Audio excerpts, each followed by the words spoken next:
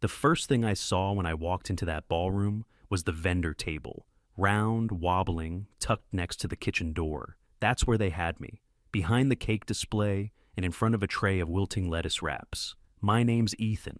I'm 35 years old. I live in Jersey City, and I've been the backbone of my family's company since before my younger brother knew how to balance a budget. The room was packed with gold chairs, hanging orchids, and people clinking champagne glasses like they'd built the business themselves. I sat in a folding chair, the kind you rent for outdoor funerals, trying to keep my suit from brushing the floor. I paid for that suit, not that anyone asked. The head table was lit like a theater stage. Kyle sat grinning next to his bride, Erica, the girl who once asked if I did anything real for the company. Then her voice cut through the music, loud enough that I knew it wasn't by accident. He doesn't deserve anything. Let him sit with the help. She didn't whisper. She laughed, waved her champagne, and some of her bridesmaids giggled like it was a roast. My father checked his Rolex. My mother suddenly became fascinated with her water glass. Not one person stood up for me. Quick note, before listening, share which city or country you're watching from. I sat back, jaw tight, watching Erica stand for her toast. The photographer moved to get a better shot. To family, she said, grinning like she owned the world. And to the future of Whitmore Construction. Strong hands, bold leadership, and no dead weight dragging us down. More laughs, applause. Someone at another table banged a glass with a fork. I looked down at my plate. Nothing but half a sandwich, soggy from sitting out too long. They gave me vendor food. What none of them knew, what nobody in that ballroom had even bothered to ask, was that for the past 5 years, I'd been quietly building something they never saw coming. 3 companies, all essential to Whitmore Construction's survival, all under my control. And in that moment, while Erica raised her glass and kissed Kyle's cheek like she'd just won, I pulled out my phone, opened a preset message I'd kept in drafts for months, and hovered my thumb over the send button. 3 words. That's all it would take. Cancel all contracts. I didn't hit send, not yet. Instead, I slid my phone back in my pocket and let the clapping roll over me like static. That morning started at the kitchen counter in my parents' house. The same one I grew up in, same chipped tile, same rusted toaster. I'd barely taken a sip of coffee when my mother walked in and dropped a small envelope in front of me. "Dry cleaning for Kyle's tux," she said, not even looking up from her phone. "You'll pass the place on your way out, right?" She said it like I was the family errand boy. No, good morning. No, thanks for flying in. Just another task. I didn't move. I stared at her, waiting. She didn't flinch. "And Ethan," she added, "please don't make today about you. It's Erica's big moment." That hit harder than I expected. I gave her a short nod and folded the envelope in half, tossed it in my coat pocket without a word. They still thought I was the spare. What she didn't know, what none of them bothered to notice, was that just before coming over, I'd signed the final paperwork on a 7-figure capital injection to keep Whitmore Construction from defaulting on payroll. It was clean, tied through a holding firm out of Chicago, with no visible links to me. The company name on the documents was Benton Hill Resources, one of the shells I'd built and buried under 3 layers of ownership. Nobody in the office had a clue who Benton Hill was. They just knew we suddenly had enough money to make it through Q4. And it wasn't the first time. Every major client renewal in the last 3 years had come through me. Not Kyle, not my father, me. I made the calls, I fixed the invoices, I flew across the country to patch up contracts Kyle forgot existed. And every time I pulled us back from the edge, they acted like it was just luck. After breakfast, Kyle found me in the den, flipping through the Wall Street Journal. "Yo," he said, all smug. "Got a couple documents for you to review." He dropped a thick folder in my lap, like I worked for him. I looked at the title, Preliminary Merger Agreement, Whitmore Construction, Purse Pon Kingston Holdings. That was Erica's father's company. "I just need your signature," Kyle said. "Legal formality. You're on the books, so..." I started flipping pages while he hovered over me. He was nervous, but trying not to show it. The kind of fake chill he used to pull in high school when he knew he was about to get caught. "I already had legal skim through it," he added. "It's all standard." That was his tell. Standard meant he didn't understand it. I found the clause on page 42, one line buried in legal jargon. Upon completion of the acquisition, Class C voting shares will be retired, subject to performance review by the new board. Class C. That was me. I looked up at him, calm. You review this yourself? I asked. He shrugged. I mean, Erica's dad knows what he's doing. This is how companies scale. I leaned back and tossed the folder on the coffee table. Sure, I said. I'll take a deeper look. What Kyle didn't know, or forgot, was that 3 weeks ago, Erica had used my parents' desktop to check her email and forgot to log out. I wasn't snooping. I was literally opening a document from my mother when it popped up. An email titled Phase Out Strategy, Post-Merger, Internal Only. I read every word. They were going to cut me out completely. Erica and her dad had drafted a transition plan to move Kyle into full control within 6 months. I'd get a generous exit, that was the term they used, and be pushed out before the next board meeting. Kyle hadn't written any of it, but his name was all over the plan. Sign-off approvals, meeting invites, his initials at the bottom of the contract timeline. That folder in my lap wasn't a request. It was the knife. I stood up and handed it back. Leave it here. I'll go through it later, I said. He gave me a tight smile and clapped my shoulder. Thanks, man. I knew you'd be cool about it. Cool? That's what I was to him. Background noise. A signature. The quiet brother who wouldn't cause a scene. I walked out to my car, tossed the folder in the back seat, and pulled out my phone. Logged into the secure drive, double-checked the capital injection records, reviewed the client-side backup plans. The meeting was in the boardroom upstairs. Same cheap art on the walls, same coffee machine that spat out sludge. I got there 5 minutes early like always, but when I walked in, I stopped cold. Erica was already sitting in my chair, not just at the table, in my exact seat, right-hand side of the head spot, the one I'd claimed years ago when I started running ops. She was setting up her laptop, flipping through notes like she owned the place. I looked at my father. He didn't even blink. Oh, he said, clearing his throat. Erica's going to present something today. Better lighting on that side. You don't mind, do you? He didn't wait for an answer. He just picked up my stack of reports and moved them down to a side counter by the windows. No one looked at me, not even Kyle. I walked over to the side like I worked in IT, set my materials down, and kept my mouth shut. For now. Kyle stood up first and started the meeting, reading off a printout of the numbers I'd prepared. Q2 margins were, healthy, he said. We saw like a 12% bump in procurement efficiency. He butchered the phrasing, misread a few acronyms, didn't understand half of what he was saying, but Erica clapped when he finished. That's what leadership looks like, she said. I nearly laughed. Then she stood and started her own pitch, a slideshow on post-merger streamlining. She talked fast, didn't leave room for questions, and kept using buzzwords like synergy and strategic realignment. It was mostly fluff, but one thing was clear. She was drawing a new org chart, and I wasn't in it. At one point, she turned to me and said, "Ethan, could you take notes? We'll want to follow up on action items." I didn't answer. I just opened a blank notebook and pretended to write. Meanwhile, Kyle nodded like a bobblehead, soaking up the attention. Erica passed out handouts near the end. I watched as Dad leaned in and whispered something to her. She laughed like they were in on a joke I wasn't invited to. While they wrapped up, I slipped toward the end of the table to grab another pen and caught a glimpse of an unmarked folder in her open briefcase. Post-merger staffing recommendations. She hadn't even closed it. I slid it into my own stack without blinking. Nobody noticed. Nobody ever did.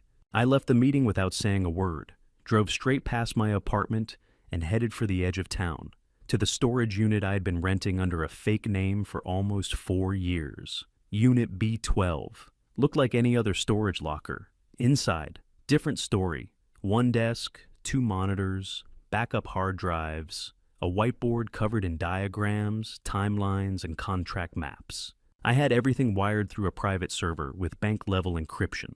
That unit had more firepower than their whole main office. I dropped the file on the desk and opened it. There it was, plain as day. A list of proposed terminations and restructuring post-acquisition. My name? Right at the top. Underlined. Exit to be executed within 30 days of merger signing. Payout optional. NDA required. Optional payout. They weren't just planning to get rid of me. They were planning to do it cheap. I sat down, powered up the system, and started pulling together the kill switch plan I'd been building in pieces since the day Erica first came sniffing around the boardroom. Vendor control documents, contingency scripts, silent contract exit clauses. I'd been collecting every point of leverage and storing them here, off-grid and offline. Now it was time to fuse them into one trigger. By midnight, the kill switch program was ready. One button, one text, one command. I ran the kill switch program one last time, double-checking every line of code and every embedded trigger. It was airtight, legal, clean, irreversible. They had no idea how far back this really went. It started 5 years ago, when Kyle was still calling me little bro, even though I'm older and knew twice as much about how the business ran. That was around the time Dad stopped taking my input seriously and started acting like Kyle was next in line just because he could smile through a pitch deck. So I built my own ladder. Each time a vendor contract came up for renewal, I made sure Kyle got there first. I let him think he was cutting great deals. He didn't read anything, just skimmed the headlines and signed. That's how I got them. First the equipment leasing, then the logistics, then IT, then fleet fuel. Over 5 years, I secured controlling stakes in 7 companies Whitmore Construction couldn't operate without. They never noticed, because to them, I was just the guy who handled annoying paperwork, the guy who didn't get the big picture. I got it. All right, I drew it. The last piece of the puzzle wasn't operational. It was financial. I needed leverage from the debt side, and I knew exactly who to call. Margaret Whitmore hadn't been invited to a family dinner since I was in middle school. Dad called her the mistake, like she was some stain on the family record. She went from black sheep to financial strategist for one of the sharpest capital advisory firms in New York. I tracked her down through a former contact and sent her a single message. Let's talk. I have something he can't ignore. She replied in 10 minutes, told me to meet her at a diner outside Newark, halfway between us. She was already there when I arrived. Corner booth, black coffee, pinstripe suit. She didn't smile. Nice tie, she said. Still trying to impress the man who never sees you? I slid into the booth. Not anymore. She raised an eyebrow but didn't ask. Just opened her laptop and showed me a list of creditors. You want access, she said. You need an in.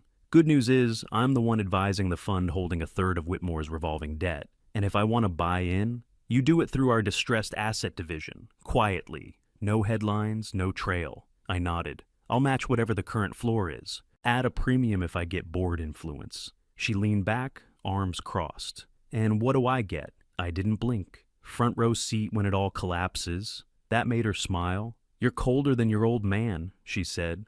And twice as smart. Smart enough to stay quiet, I said. We shook on it.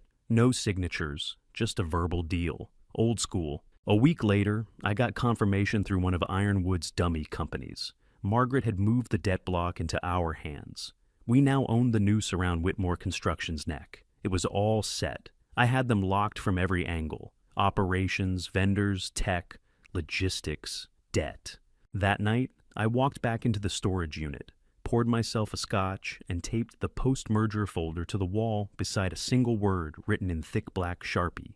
Checkmate. 2 days later, I was halfway through a bourbon and reviewing vendor triggers when I heard banging on my door. Not knocking, banging. Repeated, sloppy, almost rhythmic. I checked the time. 1:04 a.m. When I opened the door, Kyle stumbled in. Reeked of whiskey and cologne. Tie loosened, shirt untucked, eyes glassy. Ethan, he slurred, dragging out my name like it weighed something. Man, you weren't answering your phone. That's because it's 1 a.m. He swayed into the living room and dropped onto my couch like a sack of bricks. Then he started digging in his coat pocket. I brought it, he said, pulling out a wrinkled folder. The merger docs. We just need your John Hancock and then we're all set. I didn't move. You showed up here at 1 a.m. drunk with legal paperwork? It's a formality, he said, waving a hand. Just need all the shareholders squared away before tomorrow. I mean, you still technically count, right? I sat across from him, hands clasped. What happens to my shares once I sign? He blinked, caught off guard. It's just structure stuff. You'd still be part of it. I mean, technically. You always handle the boring stuff. Then he leaned forward and grabbed my hand. I'm serious, bro. You're good at that. You're good at following directions. That right there, that was the moment I knew he never saw me any different. I was still the kid with the broken model train he used to boss around in the garage. "You trust me, right?" he asked. I looked him in the eye. "Always did." He gave me a loose smile and leaned back, sinking into the cushions. Within minutes, he was out cold. One shoe off, folder still clutched in his hand. I stood over him for a second, staring down at his face. It was the first time in years he looked younger than me. I pulled the folder from his hand, set it on the table, and grabbed a blanket from the hall closet, tossed it over him without a word. Then I went into the back room, locked the door, and sat down at the terminal. The kill switch dashboard was already open. Color-coded contracts, vendor triggers, debt timers, and freeze orders. I triple-checked every entry. Margaret had her end prepped. The legal filings were already in escrow. At 3:17 a.m. exactly, I uploaded the final contract revocations into a secure database. A red confirmation box blinked once. Then it turned green. That was it. I sat back in the chair, stared at the screen for a second, and exhaled through my nose. Tomorrow, the wedding wouldn't be the main event. It'd just be the backdrop. Later that morning, Kyle was still passed out on my couch, dead to the world. I showered, dressed, and walked out the door in a tailored navy suit I had altered the week before. Crisp lines, French cuffs, silver tie clip, not flashy, just sharp enough to make them uncomfortable. The country club was buzzing. White tents, live quartet, champagne already being poured like the reception was the Super Bowl. I checked in with the wedding coordinator just inside the ballroom. She scanned her clipboard, barely glancing up. "Ethan Whitmore, right?"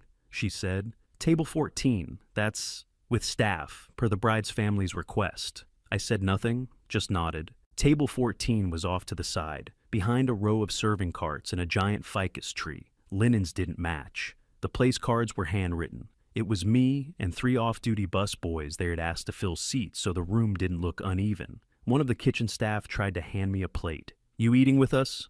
he asked, polite. Then he looked at my suit again, actually saw my face, and froze. I didn't say a word, just sat down, forked my napkin once, checked my watch. The ceremony went off like a Hallmark ad. Floral arches, crying bridesmaids, generic vows, forced applause.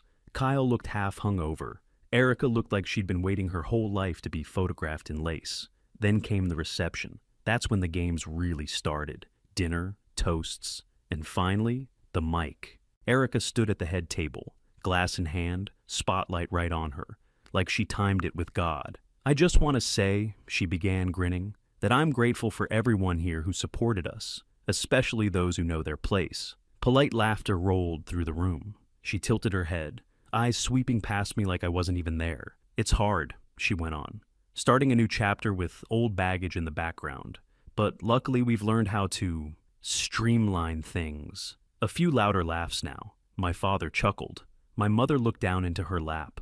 Kyle? He laughed the hardest. I reached into my jacket pocket, pulled out my phone, opened the pre-written message, the same one that had been sitting in my drafts for weeks. "Cancel all contracts." 3 words, 1 press. I hit send.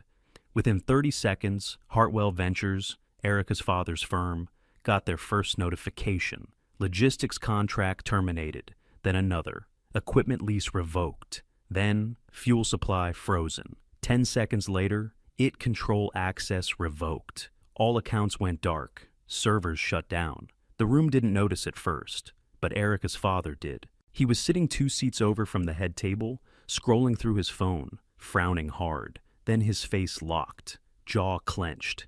He stood up mid-salad. "What the hell is this?" he snapped. Everyone went quiet. Erica blinked like someone had cut the lights. Kyle looked up from his plate, confused. "What's wrong?" Erica asked. Her father held up his phone, voice rising. "Your idiot fiancé just lost us $26 million in exposure." Whispers rippled across the ballroom. The photographer stopped mid-shot. The band cut the volume. He turned to Kyle and pointed directly at him. "You told me these contracts were secure." Kyle stood halfway, panicked. They're gone," her father barked. "The vendors just pulled out. You don't even own your own back end." Erica looked around like someone had pulled a rug out from under her heels. "What does that mean?" she asked. "What's happening?" Her father didn't answer. He grabbed his blazer, turned to the guests, and said, loud and clear, "This investment is dead. I'm pulling out." He didn't wait for a response. He walked out the main doors, shaking his head, phone already to his ear. The room exploded. Chairs scraped. Voices clashed. People were standing, confused, whispering. Someone dropped a wine glass. A server froze mid-pour. Erica screamed. Full volume. "What did you do?" Kyle looked at me like I was a stranger. Eyes wide, pale, sick. I didn't say a thing. I stood up from table 14, adjusted my cuff, slid my phone back into my jacket, and walked straight toward the head table. I reached the head table before anyone could stop me. The ballroom was chaos. Voices rising, chairs scraping, whispers shooting across the room like sparks. Erica was still screaming. Kyle looked like he'd swallowed ice water, and my parents sat frozen, pretending not to understand what was happening. I stopped right in front of them, lowered my voice, and said, "You gave me nothing." I returned the favor. It landed like a punch. Kyle stumbled toward me, hands shaking. "Ethan, wait, listen, just slow down. We can fix this. We're family. Family." He said it like a lifeline, like a magic word that could undo 5 years of planning and 20 years of being treated like a spare piece of furniture. "You want me to reconsider?" I said. "Fine, let's reconsider every deal I saved." I counted them off on my fingers. The Dover hospital job, you forgot to submit insurance forms. I fixed it. The Ridgewood Commercial Center, you put the wrong date on the contract. I refiled it. The 3-year landscaping partnership you bragged about, I negotiated that. You didn't even know the client's last name. His mouth opened, closed, opened again. Nothing came out. I kept going. Those payroll emergencies, me. The quiet capital injections, me. Every near collapse you took credit for surviving, me. I kept you standing while you played boss. He shook his head slowly. "Ethan, I didn't know. I didn't realize." "That's the problem," I said. "You never cared enough to look." Dad finally stood. He tugged his jacket straight and tried to soften his voice. "Son, you don't do this to your own blood. This is a family business. You're hurting all of us." I stared at him. "You erased me for 20 years. I'm not hurting you. I'm just letting your ledger catch up." He flinched like I'd slapped him. My mother stepped closer, eyes watery, voice trembling. "Ethan, please, stop this. We can talk, we can fix things. Just don't do this in front of everyone." I almost laughed. "In front of everyone? This is the first time you've seen me in years." She reached for my sleeve. I stepped back. Erica lunged forward, makeup streaked, hair unraveling, rage twisting her face. "You're nothing," she hissed.